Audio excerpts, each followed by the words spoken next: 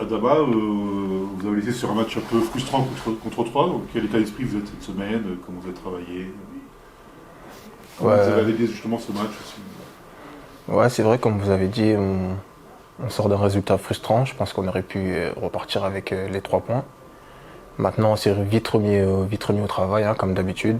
On a un gros match qui nous attend à Saint-Etienne, donc on s'est vite remis au travail comme les semaines précédentes.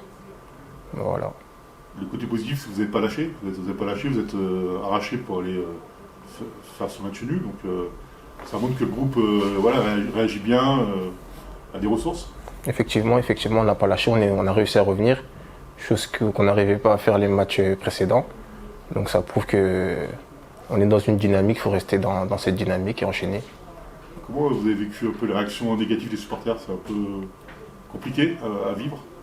Quand tu as l'impression de donner le maximum et que tu vois que. Ouais, effectivement, c'est compliqué. C'est compliqué, après c'est compréhensible.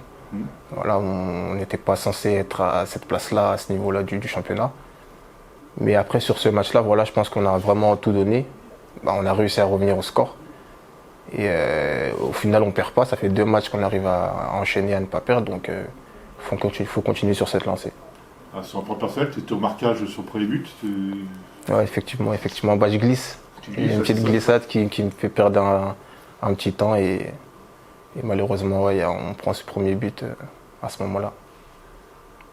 Tu disais, il y a eu un gros match cette semaine, Saint-Etienne, en pleine bourre, le stade guichet fermé, donc c'est un grand rendez-vous.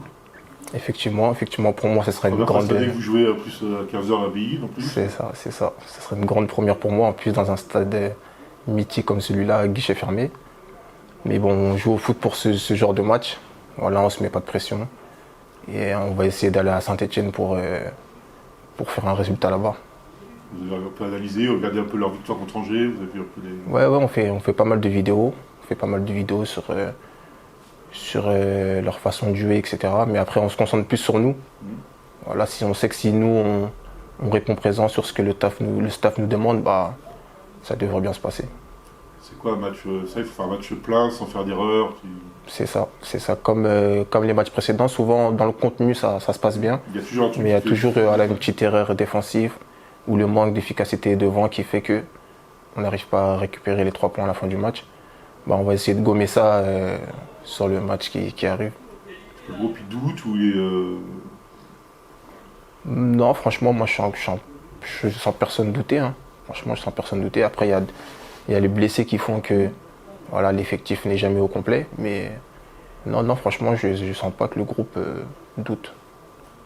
Tu dis que c'est un match. En fait, là, c'est un match assez important. Il y a Saint-Etienne, il y aura 2 matchs à domicile ensuite.